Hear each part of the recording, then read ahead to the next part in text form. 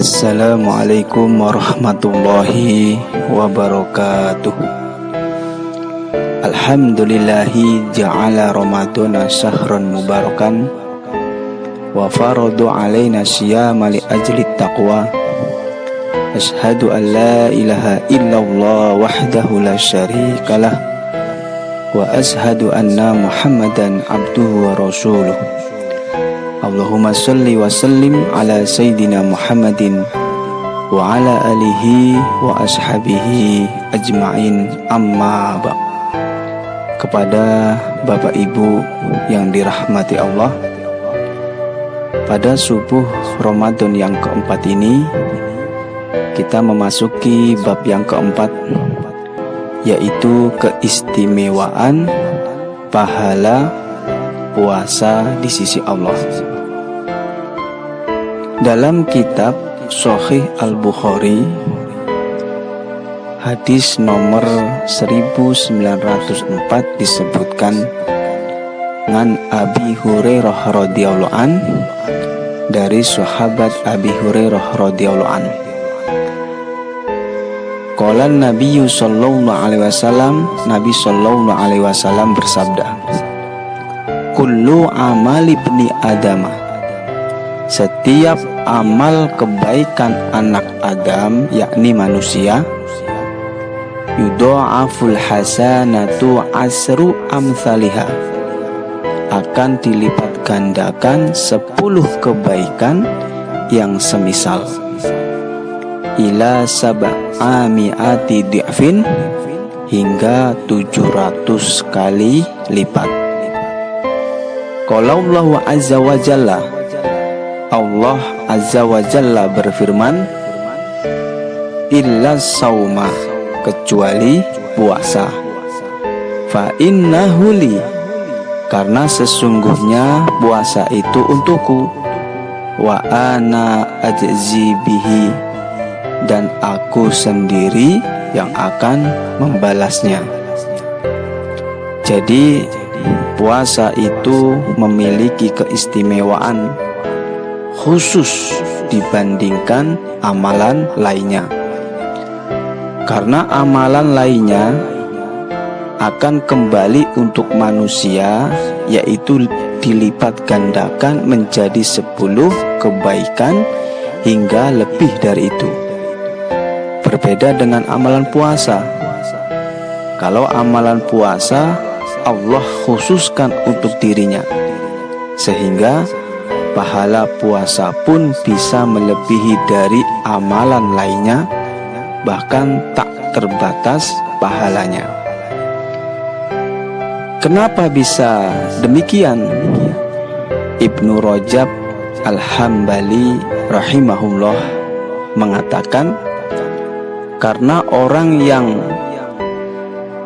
menjalani puasa berarti menjalani kesabaran, sedangkan pahala orang yang sabar, Allah telah berfirman dalam surat Az-Zumar ayat 10, innama yuwaffas sabiruna, sesungguhnya hanya orang yang bersabarlah, ajrohum bighairi hisab, yang dicukupkan pahala mereka tanpa batas.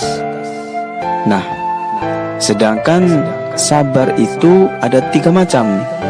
Yang pertama, sabar dalam melakukan ketaatan kepada Allah. Yang kedua, sabar dalam meninggalkan yang dilarang. Yang ketiga, sabar dalam menghadapi takdir yang menyakitkan. Nah, ketiga macam bentuk sabar ini semuanya terdapat dalam amalan puasa.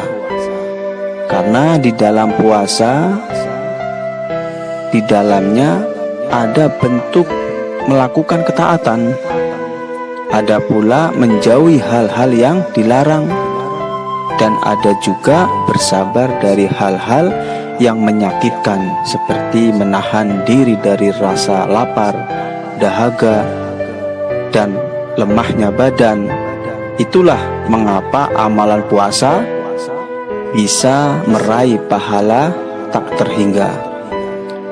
Adapun maksud bahwa puasa itu untuk Allah dan Allah menyandarkan amalan puasa untuknya, dan bahkan Allah sendiri yang akan membalasnya, yaitu bahwa setiap amal anak Adam bisa dijadikan sebagai tebusan atas dosa atau kezaliman yang ia lakukan. Bila ia melakukan kezaliman, kemudian orang yang ia zalimi menuntut di akhirat kelak, maka amalan yang ia lakukan di dunia bisa hangus karena berpindah kepada orang yang ia zalimi. Nah, semua pahala amalan tersebut bisa dijadikan tebusan kecuali puasa, karena pahala puasa tidak bisa diserahkan kepada orang lain termasuk orang yang ia zalimi. Sebab Allah Subhanahu wa ta'ala sendirilah yang menyimpannya untuk orang yang berpuasa, dan akan diberikan pahalanya untuk orang yang berpuasa.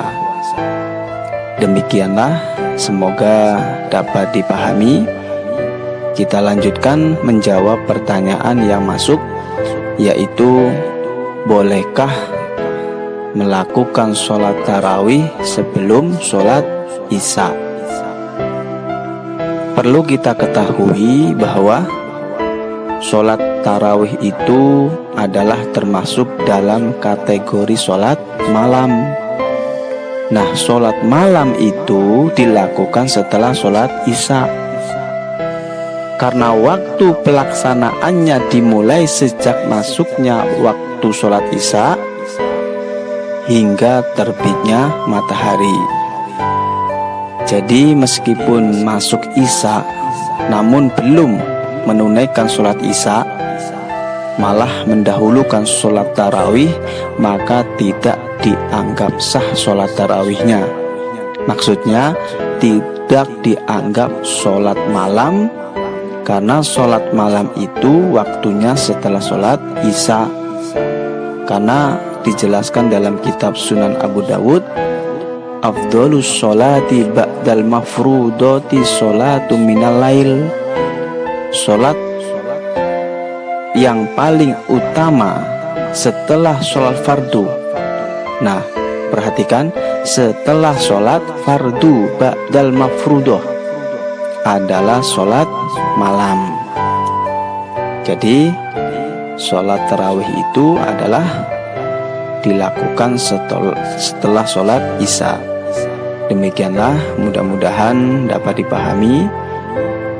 Wallahu a'lam. Wassalamualaikum warahmatullahi wabarakatuh.